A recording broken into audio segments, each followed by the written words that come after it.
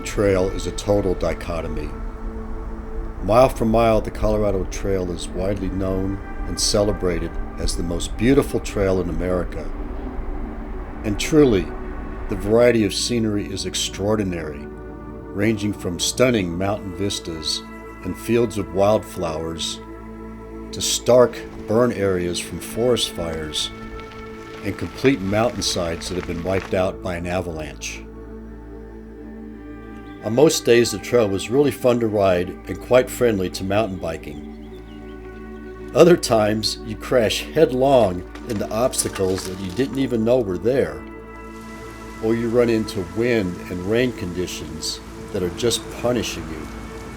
That's the dichotomy of bikepacking this trail, and this is where the true adventure lies. At times, it's your best friend and a total joy to be on. Other times, it's just a son of a bitch, because it can be so hard.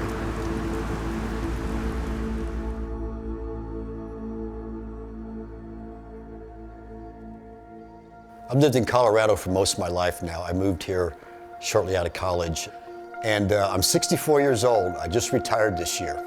Looking at my bucket list, this was one of the first things to do, was to try and do the whole Colorado Trail. The whole thing, from Denver to Durango. To ride the trail on a mountain bike is 540 miles, most of it single track.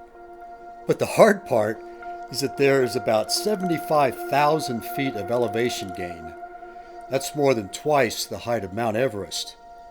You cross through 8 mountain ranges, 6 national forests, and 16 mountain passes. The trail is up and down and up and down and up some more. The average elevation is 10,300 feet, with some parts of the trail over 13,000 feet. Riding a 65-pound mountain bike with all my gear on it for hundreds of miles at high altitude was going to be tough. But desire and determination are much more important than how old you are. So I decided this is my time to do it. My body's still in pretty good shape, and if I'm ever going to do it, I got to do it now. So I started training in the spring of 2019 to ride the trail in the summer of 2019. This was the first time I ever did a true bikepacking trip.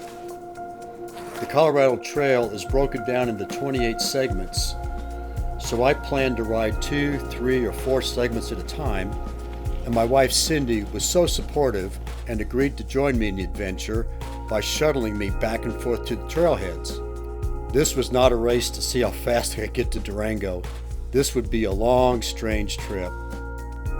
So it was much better to take my time and be aware of my surroundings. It was rewarding to do that. I would notice things like the wildlife, what the clouds looked like. Notice how green things were. Notice the rock formations. Notice the different colors in the geology. I could really appreciate how the trail changed from one segment to the next. I would stop to admire the amazing scenery and take pictures of interesting things that I saw along the trail. I carried a sign with me to record how much progress I was making at each trailhead. I was burning 300 to 400 calories an hour for 8 to 10 hours a day. By the time I reached the halfway point at Mount Tabawatch, I'd lost 16 pounds. So Cindy and I took some time off in Buena Vista and Mount Princeton Hot Springs for some much-deserved R&R.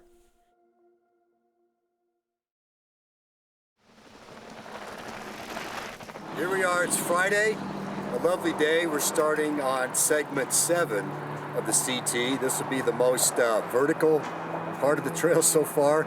It goes up and over the 10-mile range by Peak 6. About 3,000 feet of climbing today, but fortunately Copper Mountain's on the other side, where we'll be running into the next segment, segment 8.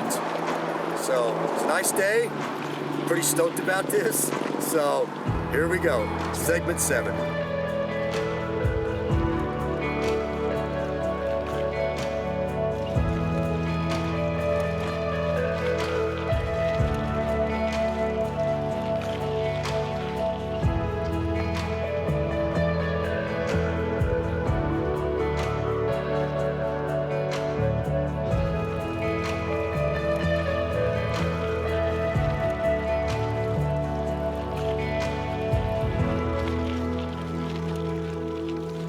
Being out there on the trail alone with nature is a beautiful thing.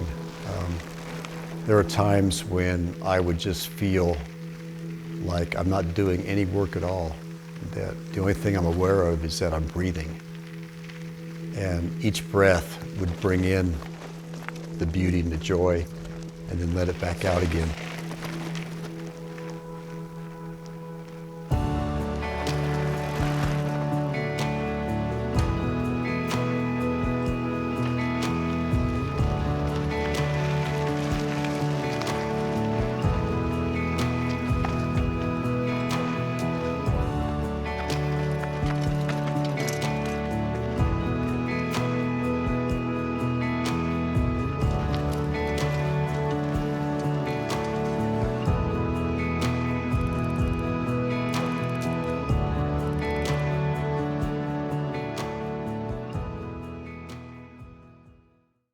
Along the way, you get to meet a lot of characters. Most were hikers or mountain bikers that you see at the trailheads, who were out for a day hike or to climb one of the 14ers. Near Kokomo Pass, I came upon these two girls who were wallowing in the mud below this big snowfield. Turns out, as they tried to cross the mud, they sunk in up to their knees, and as they struggled to get out, it sucked the shoes right off their feet. Fortunately, they did eventually find their shoes. Most all of the through hikers I talked to had great trail names like Bearbait, Scabs, Dr. Doolittle, or Purple Sprain. And as we swapped trail stories, I was asked why I had a dinosaur on my handlebars. Well, it goes back a few years when I was snowboarding at Copper Mountain. I hit a jump, I did a toe grab and landed just right, and this girl says, "Nice jump." Then as I went by her, she goes, "Dinosaur." And that really lit me up. I thought, okay, you little twitch, I can do as good a jump as any of you guys, and I could be your grandfather. So that kind of put a little bit of fire in me. So I fully embraced this dinosaur thing, and that's where my mascot comes from on my bike, the T-Rex. And that really helped motivate me, to get in shape and to just keep pushing to get this accomplished. And besides, everyone loves dinosaurs.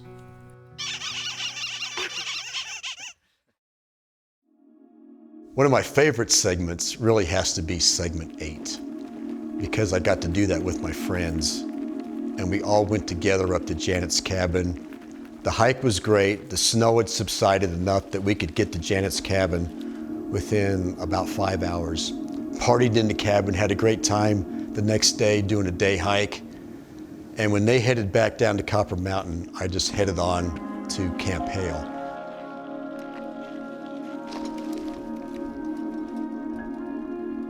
When you're out there riding for miles by yourself, a lot of things go through your head. And there are other times when there is nothing in your head, at least for me. And that time where my mind is empty is when I feel the best.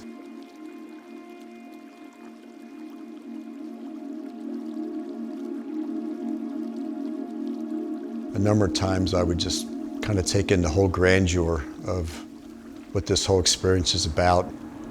I feel really privileged, actually, to have this opportunity and to experience all this. I don't take it lightly that I'm able to be out there doing this bikepacking trip and camping out and surviving and really enjoying the great outdoors.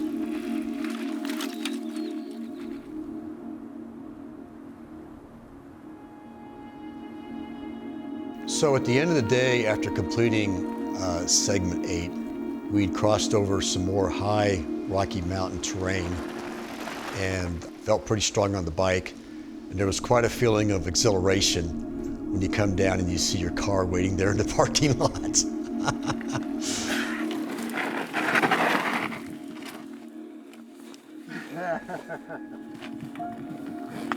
But this is the 25% completion mark on the trail at this point. So that was really quite exciting and exhilarating to know that I've got 25% of the trail finished. I haven't hurt myself, and so far I felt really strong doing this trail.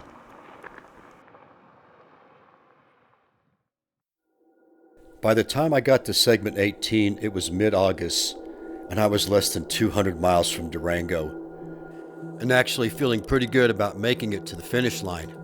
The Continental Divide Trail shares the same route as the Colorado Trail through the Cochetopa Hills, and I was a little surprised to see that there were no big mountains, yet the trail was all over 10,000 feet.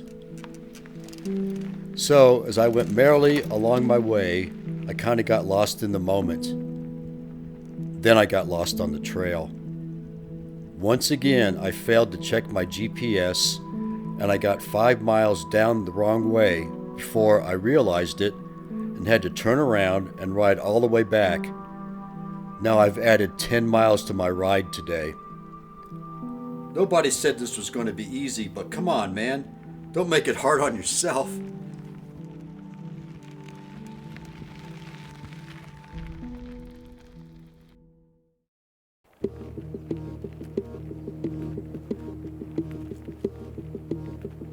Some segments of the trail can be really good to you, and you feel like you're a world beater as you're riding along. It's not hard to get this false sense of security, and you think you can do the rest of the segments the same way. Then you get brought back down to reality as the trail gets more extreme the higher you go. You can feel so tired because you just can't get enough air. It feels like you're breathing through a straw.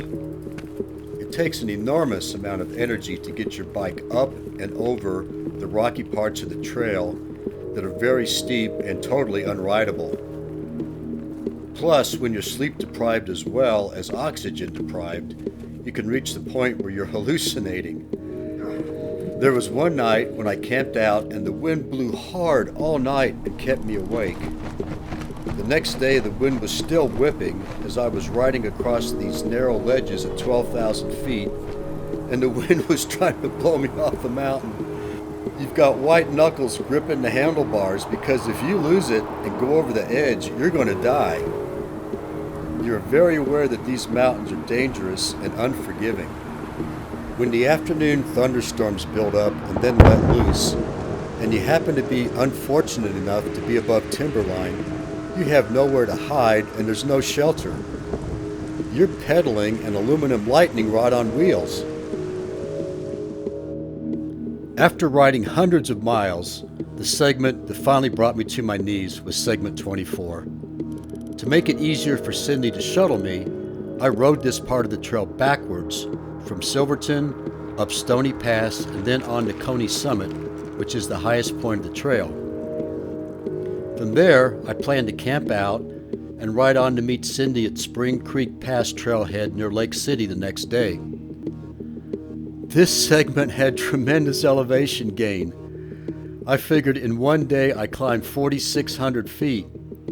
This climb was really wearing me down as it took so much energy to keep me going higher and higher. I thought, how the hell am I going to keep going because all I saw ahead of me was more and more climbing. You start at Silverton at 9,200 feet, then you get to 10,000 feet, 11,000 feet, 12,000 feet, then the summit of Stony Pass at 12,650, and you still have another 20 miles to go. I had nothing left in my legs. I was only able to go a few more miles, and I set up my tent and crawled inside of it, too tired to even make dinner. But you know what? The sun came up the next morning, and the trail was still there. So after a hearty breakfast of beef stroganoff, I got back in the saddle and climbed up the Coney Summit, where I was able to make a phone call to Cindy and tell her I was going to have to spend another night on the trail.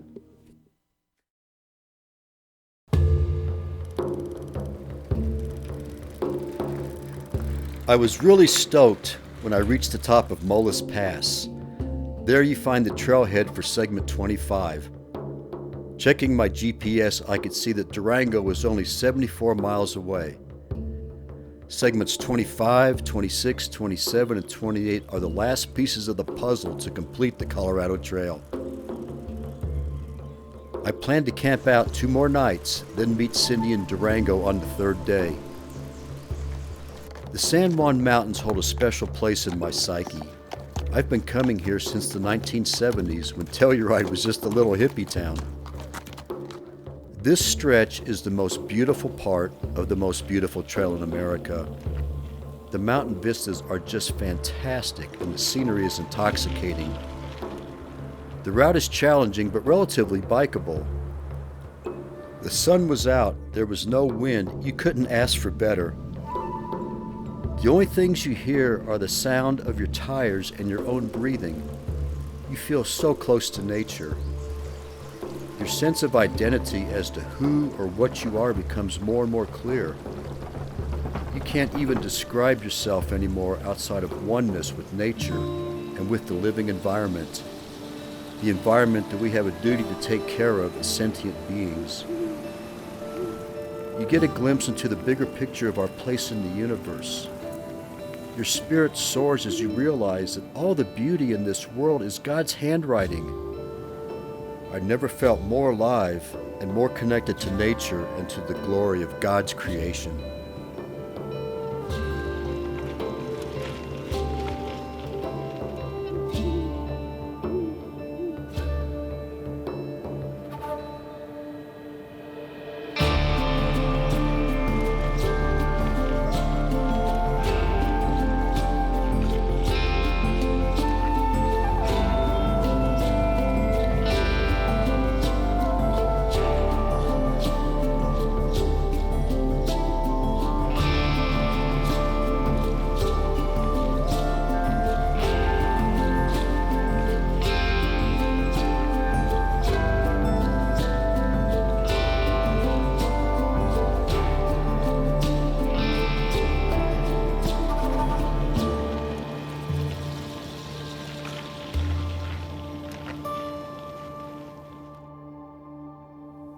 Segment 28, heading into Durango, was the last part of this whole adventure. It is about 26 miles long. It is not particularly difficult, but it does climb over at least one pass before it starts to descend into Durango. The scenery, once again, along this segment was just spectacular. There was a lot of green marshy areas, and then we descended into aspen groves, and I cannot tell you the feeling of elation that I experienced when I finally got to Durango.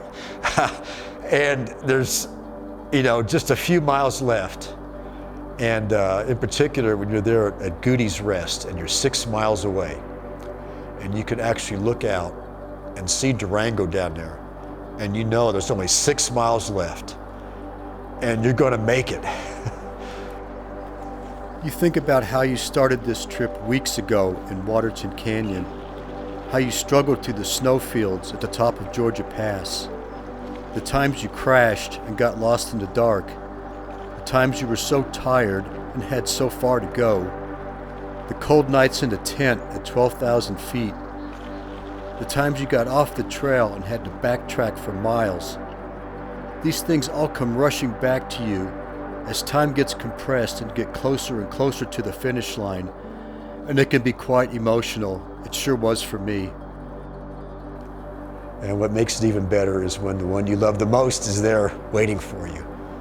It was tremendous. One of the most emotional times of my life, actually, was crossing that finish line and seeing my wife Cindy waiting for me at the finish line.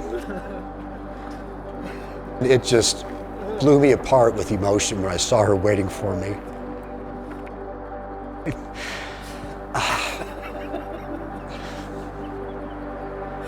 did it! I could not have done this trip without her, because she was the one who took me to the trailheads and picked me up at the end of the trail. She set up camp and cooked the meals that we enjoyed together. She was there every time I needed her. She was my encouragement, my comfort. She was the sag wagon in my support system. She was my partner in this amazing adventure. At the end, it reinforced how much I loved this woman, and it reinforced the relationship between me and my awesome wife.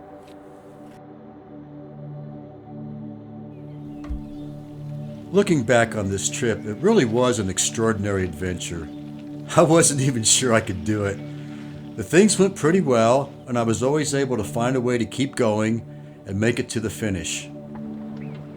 This whole experience would not have even been possible without the commitment of the Colorado Trail Foundation. Kudos to you, CTF volunteers. You built and maintained the most amazing trail between Denver and Durango. Thank you for the hard work. So, what was the best part of this bikepacking experience? I don't know. Joseph Campbell says, follow your bliss and the universe will open doors for you. Well, I believe that, and in the grand scheme of things, the universe really wants you to succeed. The true joy is found in the journey itself. But the thing is, though, there has to be the opposite for there to be joy. There has to be difficulty. There has to be discouragement, suffering, those things that are not joyful, that are just hard. And when you succeed at getting past the challenges, you realize those things had to happen. That's the way nature works. That's the yin and the yang, the cycle of life.